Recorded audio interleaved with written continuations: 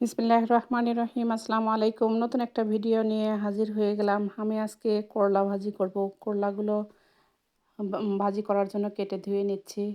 করলা ভাজি কিন্তু শরীরের জন্য অনেক ভালো। আপনারা অনেকেই পছন্দ করেন না করলা ভাজি, কিন্তু খাওয়া শরীরের জন্য অনেক ভালো। কেননা করলা ভাজি একটা তিতো ভাব আছে। এটা ডায়াবেটিস রোগীদের জন্য তো একটা ওষুধের সমান।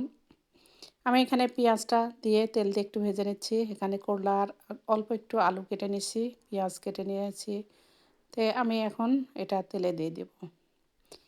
একটু ভাজা হয়ে গেছে, আমি এখানে করলা আর আলুগুলো দিয়ে দিচ্ছি।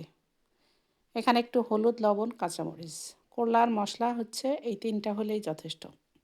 তেল দিয়ে পেঁয়াজটা অনেকেই ভাজে, অনেকেই না ভেজেই রান্না করে। আমি অবশ্য ভেজেই রান্না করি। ভেজে রান্না করলে আমার কাছে একটু ভালো লাগে, ফ্লেভারটা সুন্দর আসে, পেঁয়াজের একটা স্মেল থাকে। আর যদি না ভেজে রান্না করা হয় ওই স্মেলটা পাওয়া যায় না। এর জন্য আমি ভেজেই রান্না করা পছন্দ করি। আমি এখানে হলুদ, লবণ দিয়ে দিলাম আর কাঁচামরিচ বাটা দিয়ে দেবো। আমি সব কিছুতেই কাঁচামরিচ বাটাই বেশি পছন্দ করি।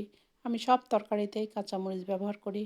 এটা মরিচটা পেকে গেছে, সেটাই আমি বেটে নিয়েছি। নিয়ে ফ্রিজে ছিল, ফ্রিজ থেকে বের করে দিয়ে দিলাম। দিয়ে নাড়াচাড়া করে, এটা কিন্তু আমি ঢাকিয়ে রান্না করব না। করলা ভাজি কখনোই ঢেকে রান্না করা উচিত না। ঢেকে যদি আমরা ভাজি করি তাহলে কিন্তু কালারটা চেঞ্জ হয়ে যায়। এই কালারটা কিন্তু একটুকু সবুজ থাকবে না, একদম হলুদ হলুদ ভাব হয়ে যায়। নাড়াচাড়া করে করে বারবার একটু আস্তে জাল দিয়ে বারবার নেড়েচেড়ে দিয়ে যদি রান্না করা যায় সুন্দর সিদ্ধ হয়ে যাবে। এই তো আমি এখন পেঁয়াজ দিয়ে দেবো। পেঁয়াজ করলা ভাজিতে একটু বেশি পরিমাণে লাগে, যেহেতু তিতো থাকে। অনেকেই তিতোটা একটু কম পছন্দ করে। এর জন্য করলা ভাজি যত পেঁয়াজ দেওয়া যাবে ততই কিন্তু তিতোটা কমে যাবে। এই করলা ভাজিতে তিতো কমার জন্য কয়েকটা আলু দিয়েছি আর পেঁয়াজ দিয়ে দিলাম বেশি করে। দিয়ে এটা নাড়াচাড়া করে দেব। দিয়ে এটা আস্তে আস্তে জাল হবে আর নাড়াচাড়া করা, এছাড়া আর কোনো কাজ নেই এখানে। এখানে হলুদ, লবণ আর কাঁচামরিচ, এই ৩টাই হচ্ছে মেন, হচ্ছে ইয়ে মশলা। আর তেল, পেঁয়াজ এটা তো লাগছেই, এটা শুরুতেই লাগে।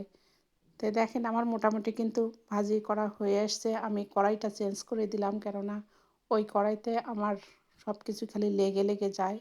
আর এই কড়াইতে আমার কখনোই কিচ্ছু লাগে না, একদম প্লেন ফ্রাই প্যানের মতো। এর জন্য এই কড়াইতে আমি ভাজা পোড়া বেশি করে থাকি, বেশি করে এটাতে সুবিধার জন্যই এটা করি। দেখেন আমার কিন্তু করলা আলুগুলো সিদ্ধ হয়ে গেছে। করলা তো আগেই সিদ্ধ হয়ে গেছে, আলুটাও সিদ্ধ হয়ে গেছে। আরেকটু নাড়াচাড়া করে আমি আরেকটু ভেজে নিয়ে আমি নামাই নেব। আপনারা যদি লাইক দিতে ভুলে যান অবশ্যই লাইক দিয়ে কন্টিনিউ করতে থাকবেন।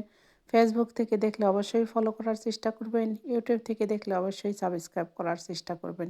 আমরা অনেক কষ্ট করে ভিডিওটা তৈরি করি। যদি লাইক কমেন্ট পড়ে তাহলে কিন্তু ভিডিও করার উৎসাহটা অনেক গুণ বেড়ে যায়। আপনারা যদি পুরো ভিডিও দেখেন, লাইক কমেন্ট করেন, আমরা কিন্তু ভিডিও করার উৎসাহটা পাই। এই তো আমার করলা ভাজি দেখেন হয়ে গেছে। করলা ভাজি কিন্তু একদম হলুদ হয়ে যায়নি, সবুজ সবুজ ভাব আছেই। এখন আমি ঢেলে নিব। এই তো আমি বাটিতে ঢেলে নিলাম। দেখেন কেমন হয়েছে। এইভাবে আপনারা করে খাবেন। আল্লাহ হাফেজ। আমার জন্য দোয়া করবেন। ফি আমানিল্লাহ।